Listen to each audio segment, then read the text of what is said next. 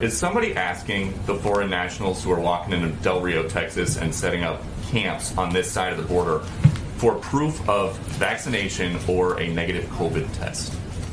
Well, first of all, I can readdress for you or re-talk you through what steps we take. That is the policy for people who fly into the country. So if somebody walks into the country right across the river, does somebody ask them to see their vaccination card? Well, let me explain to you again, Peter, how our process works.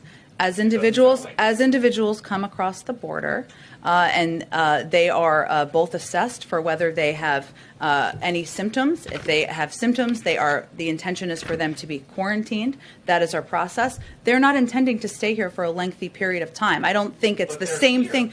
It's not the same thing. These are individuals, as we've noted and as we've been discussed. We are expelling individuals based on Title 42 specifically because of COVID, because we want to prevent a scenario where large numbers of people are gathering, posing a threat to the community and also to the migrants themselves. So those are the policies that we put in place, in large part because, again, the CDC continues to recommend Title 42 be in place, given we're facing a global pandemic. There's an invasion going on at the southern border right now. This is no longer in dispute.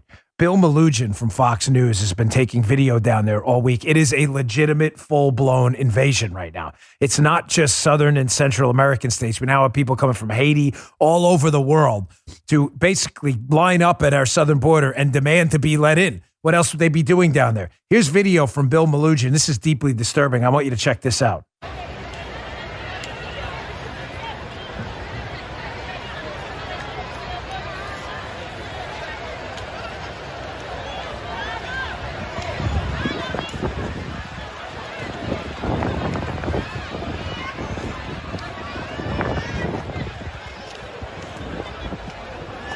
For those of you listening, you can watch that on Rumble, rumble.com/Bongino. You'll see it. You can also see it on Bill Malugin's social media feed.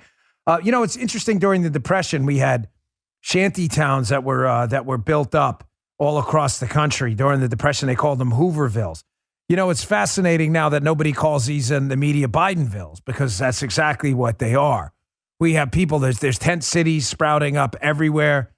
It's just really stunning and astonishing that Joe Biden's been given largely a pass from the mainstream media. How is this not an invasion, by the way, at the southern border? The answer is it is. And I want to hat tip Chip Roy for bringing this up in his social media account, who's a congressman from Texas, who pointed out that, as you can see here, Article 4, Section 4 of the Constitution, the United States shall guarantee to every state in this union a Republican form of government and shall protect each of them against invasion. What's going on here?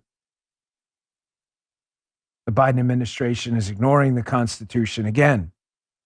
Ironically, legal immigration at the southern border, especially at the Del Rio point of entry, which I mistakenly, by the way, you have to correct yourself when you say something wrong. Del Rio, I said in my interview with Alan West on the radio show, was not a port of entry. It is a port of entry. Forgive me, my mistake. I don't know how that slipped past me. But Del Rio is a port of entry.